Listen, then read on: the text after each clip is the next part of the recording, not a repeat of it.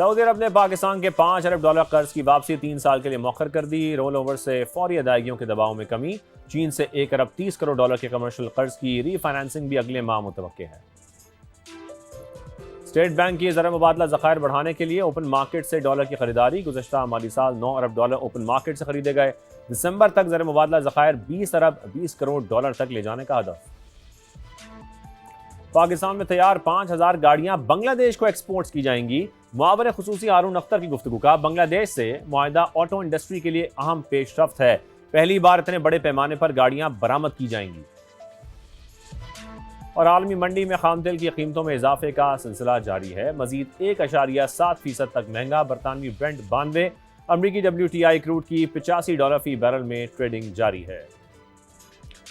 आगे बढ़ते हैं, कुछ जिक्र करेंगे गैर करेंसीज का। इंटरबैंक में डॉलर की कदर में आज 1 पैसे की कमी देखी गई, जिसके बाद इसकी कीमत 277 रुपये 81 पैसे पर आ गई। यूरो को देखें तो इसकी कीमत में 1 रुपया 49 पैसे इजाफा हुआ। फिर बरतानवी पाउंड 1 रुपया 36 पैसे महंगा होकर 370 रुपये 97 पैसे पर आ गया। गोल्ड मार्केट पर आपको अपडेट करें, मुल्क में सोने की कीमत में 2 रोज बाद फिर इजाफा हुआ है। फी तोला 1000 रुपये महंगा हुआ। कीमत 4,27,436 रुपये हो गई है। 10 ग्राम के रेट्स में 857 रुपये इजाफा हुआ। इंटरनेशनल मार्केट को देखा जाए तो $10 फी ओंस महंगा हुआ, जिसके बाद इसकी कीमत $4050 पर पहुंच चुकी है। आज के प्रोग्राम में हम जिक्र करेंगे ऑटो इंडस्ट्री का। 2023 में जब मुल्क के डिफॉल्ट होने का खदशा पैदा हो गया था तो स्टेट बैंक ने ज़र मुबादला बचाने के लिए इंपोर्ट्स पर रिस्ट्रिक्शंस लगा दी थी, जिसके बायस LCs ना खुलने से कई प्लांट्स बंद हो गए थे। लेकिन अब दोबारा गाड़ियों की फरोख्त पीक पर पहुंच चुकी है। जून को खत्म होने वाले माली साल के दौरान फरोख्त में 40% तक बड़ा इजाफा रिकॉर्ड किया गया। मजमूई तौर पर 1,55,000 गाड़ियां फरोख्त हुई। अब आते हैं ऑटो पॉलिसी की तरफ। पुरानी ऑटो पॉलिसी की मुद्दत 30 जून को खत्म हो चुकी है और अब मुसलसल इंतजार किया जा रहा है नई पॉलिसी का। 1 जुलाई से नई auto industry development and export policy लाई जानी थी, जिसके लिए बजट में इकदाम भी किए गए, मगर इसकी मंजूरी में ताखीर हो रही है, जिसकी वजह हुकूमत का IMF के साथ पॉलिसी पर इत्तफाक ना होना है। मामले पर आलमी मालियाती इदारे के साथ मुज़ाकरात का सिलसिला मुसलसल जारी है। मिनिस्ट्री ज़राए का यह बताना है कि IMF चाहता है कि मकामी इंडस्ट्री को जो गैर मामूली तहफ़्फ़ुज़ दिया गया है उसको मरहलावार ख़त्म किया जाए।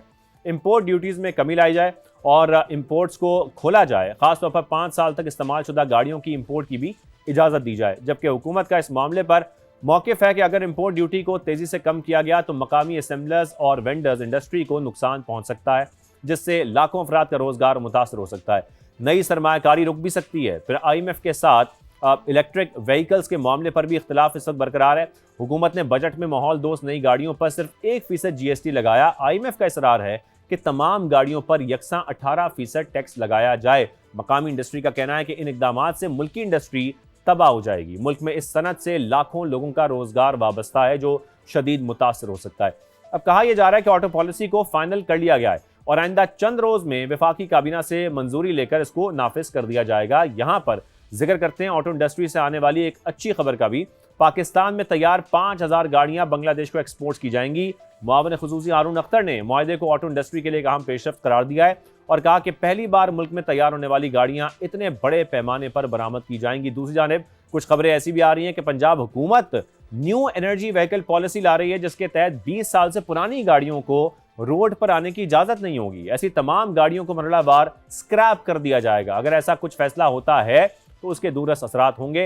इस्लामाबाद में पाकिस्तान की पहली इकोनॉमिक समिट कॉन्फ्रेंस का इनेकाद भी किया गया है। अब से कुछ देर कबल हम आपको दिखा भी रहे थे। एसएम तनवीर ने खिताब करते हुए कहा है कि बिजनेस कम्युनिटी को हिरासा किया जाता है, ऐसे में मईशत कैसे चल सकती है। बिजनेस कम्युनिटी को पार्लियामेंट में नुमाइंदगी दी जाए, कौमी असेंबली से 4 और सेनेट से 2 सीटें दी जाएं, हमें काम करने दें तो 100 अरब तो दूर $200 बिलियन की एक्सपोर्ट्स दे देंगे। ये भी उनकी जानिब से कहा गया है। इसी मामले पर आज हमने बात करनी है। ऑटो इंडस्ट्री के हवाले से हम गुफ्तगू करेंगे। हमारे साथ मौजूद हैं शहरियार साहब, सीनियर नायब चेयरमैन है पापम के, और मशहूद खान साहब ऑटो सेक्टर एक्सपर्ट हैं, वो भी हमें ज्वाइन करें। जबकि सैयद नबील हाशमी जो कि साबिक चेयरमैन पापम के, वो भी हमें ज्वाइन करेंगे। सबसे पहले शहरियार कादर साहब, मैं आपकी जानिब आऊँगा। ऑटो इंडस्ट्री को लेकर इस वक्त बहुत ज़्यादा कन्फ्यूजन हैं और ये बहुत इंपॉर्टेंट डिसीजन होगा कि हमारी जो डायरेक्शन है वो क्या होती है। हम ग्लोबली जो कंपेटिटिव मैन्युफैक्चरिंग बेस है उसकी तरफ जाते हैं या जो इंपोर्टेड गाड़ियों के आगे सरेंडर है वो कर देते हैं। नई ऑटो पॉलिसी की सबसे बड़ी तरजीह क्या होनी चाहिए और ये कहां रह गई है, क्या रुकावटें इसके सामने आ गई हैं? अस्सलामुअलैकुम जी, बहुत शुक्रिया, आपने इस बहुत अहम मौजू पे मदू किया।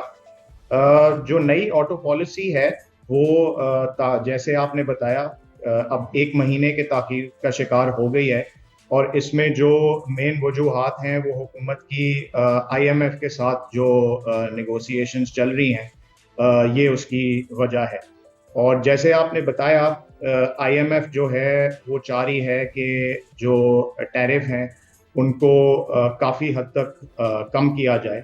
और इस वजह से लोकल इंडस्ट्री जो है ये बहुत अब एक डेंजरस सिचुएशन को देख रही है सामने। जो नई पॉलिसी है, हम पापाम का तो ऑलवेज यही पॉइंट ऑफ व्यू रहा है कि लोकल मैन्युफैक्चरिंग को तरजीह दी जाए बनिस्बत इसके कि हम गाड़ियां जो हैं वो इंपोर्ट करने जाएं। अभी जो फाइनेंस बिल में हुकूमत ने मेजर्स लिए हैं उसमें उन्होंने CBU गाड़ियां जो हैं उनकी ड्यूटी जो है वो 50% से 30% पे वो ले आए हैं, जिसका मतलब ये है कि जी बजाय इसके कि पार्ट अगर इंपोर्ट होते हैं और गाड़ियां बनती हैं तो उसके बजाय कंप्लीटली बिल्ड गाड़ियां जो हैं वो पाकिस्तान में आ रही होंगी, जो कि मकामी इंडस्ट्री के लिए तो बिल्कुल ही ये एक बहुत ही खतरनाक बात है जी। बिल्कुल। और जैसे कि आप CBU का जिक्र अभी कर रहे थे, CBU इंपोर्ट अगर होती रहेंगी तो फिर तो शहरियार साहब ये बड़ा प्रॉब्लम बन जाएगा। हमारा जो फॉरेन एक्सचेंज रिजर्व्स हैं वो भी ज़ाहिर है इससे अंडर प्रेशर आएंगे। नहीं जी, बिल्कुल 100%। जो लोकल ऑटो पार्ट मैन्युफैक्चरर्स हैं वो तकरीबन 1.5 अरब डॉलर की इंपोर्ट सब्सटीट्यूशन जो है वो सालाना करते हैं। और ये सारी मैन्युफैक्चरिंग मकामी बेस पे होती है। तो अगर ये सब बंद हो जाएगी और इसके बजाय CBU व्हीकल्स जो हैं वो आना शुरू हो जाएंगी, तो वैसे ही इतना हमारे खजाने पे प्रेशर है, तो ये मजीद जो है वो मुल्क कैसे बर्दाश्त करेगा ये। और एक बात मुझे बताइएगा, उसके बाद मैं मशहूर साहब की तरफ भी जाऊंगा, कि हमने तकरीबन $6 बिलियन प्लस की इंपोर्ट्स की हैं ऑटो पार्ट्स में। अगर हम गुज़श्ता 5 साल की बात करते हैं, कुछ में आप हमें फिगर्स बता सकते हैं? जी, इसके पिछले आप ऑटो पार्ट्स का पूछ रहे हैं? जी, ऑटो पार्ट्स का। जी, ऑटो पार्ट्स की इंपोर्ट जो है वो तकरीबन पिछले 5 सालों में इतनी होगी, लेकिन जो इंपोर्ट सब्स्टिट्यूशन है सालाना अगर आप देख लें वो काफी हद तक इस फिगर को क्रॉस कर जाती है। तो हमारे फायदे में यही है कि जितनी हम लोकलाइजेशन पे फोकस करें वो मुल्क के फायदे में होगी चीज।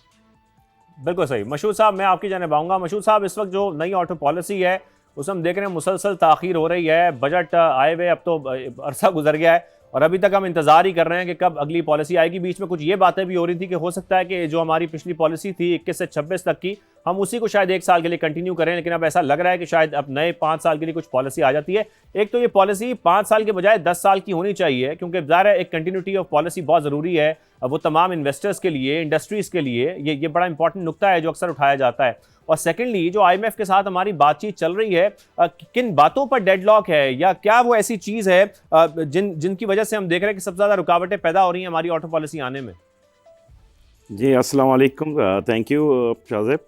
देखिए, दो बातें इसमें हम सामने लाने की कोशिश करेंगे। एक तो government Pakistan, specially ministry of industries, Haroon Akhtar साहब ने, मैंने देखा कि किस तरह से इन्होंने इस पॉलिसी के लिए तकोदो की। इसमें स्टेक होल्डर्स 2 हैं, एक है OEMs जो कि गाड़ी बनाने वाले हैं और दूसरा है पार्ट्स मैन्युफैक्चरर्स उनके साथ, और तीसरा इसमें जो एक की रोल प्ले किया हारून अख्तर साहब ने, जो फर्स्ट टाइम इन्वॉल्व हुई है पॉलिसी में, वो स्मॉल एंड मीडियम इंटरप्राइजेस के लोग भी। तो ये वो 3 की कंट्रीब्यूशंस थी और ये तकोदो पिछले 10 महीनों से चल रही है। और इसमें बड़ी क्लियरिटी है कि हाँ, पाकिस्तान में अगर सर्वाइवल है और तो इंडस्ट्रियलाइजेशन है, तो इंडस्ट्रियलाइजेशन है तो डेफिनेटली इसमें मैन्युफैक्चरिंग इसमें की रोल प्ले करेगा। पॉलिसी का जो हमने जो देखा या डिस्कशंस में आई सामने, गवर्नमेंट का जो लाइन ऑफ एक्शन है हारून अख्तर साहब मिनिस्ट्री ऑफ इंडस्ट्री का बड़ा क्लियर है। बट आई थिंक हमने देखा पाकिस्तान में चाइनीज़ भी आ गए, कोरियंस भी आ गए और जापानीज़ हैं हमारे पास।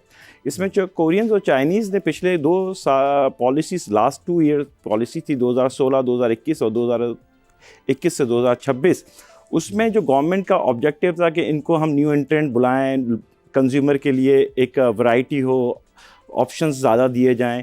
इसमें तो कामयाबी हम देखते हैं कि गवर्नमेंट को मिली, मगर गवर्नमेंट का जो इस पॉलिसी में लास्ट 2 पॉलिसी में जो इम्पोर्टेंट रोल होना था वो था इसमें इनकी लोकलाइजेशन, इनकी पाकिस्तान में कितनी टेक्नोलॉजी ट्रांसफ़र की या इन्होंने डेवलपमेंट की।